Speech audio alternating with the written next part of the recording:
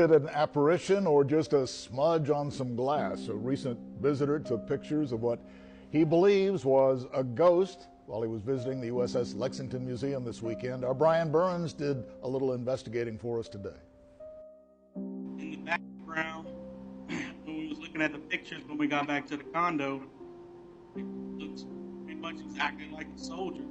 There's a silhouette. Will Smith and his family lives in Louisiana, and because his late father served aboard the Lexington during World War II, he wanted to see the ship that he'd heard about all his life.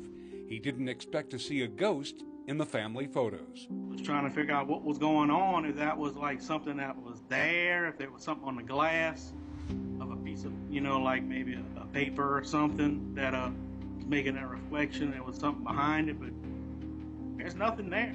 That's a clear figure. Will sent some of those pictures to the Lexington Museum, and we asked those who work aboard the ship what they thought of his report. Mostly they're unaccounted for voices or footsteps or doors closing.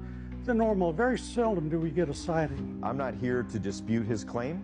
I believe that he feels very valid in his claim. Museum director and former NAS Corpus Christi base commander Steve Banta says they investigate reports of strange happenings. They got separated from their tour group and they're down below, and a very nice gentleman in period costume helped them find their way back onto the route. And the thing is, we don't have volunteers in those areas that are wearing period costumes. Will's dad, who served as a radio man aboard the Lex, died this past November, and Will says a ghost their tour guide mentioned had a connection to his dad. The main ghost that they talk about, his name is Charlie.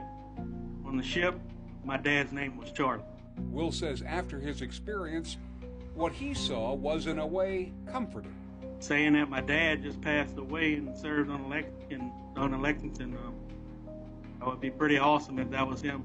Brian Burns, 3 News. It would be pretty awesome. You be the judge.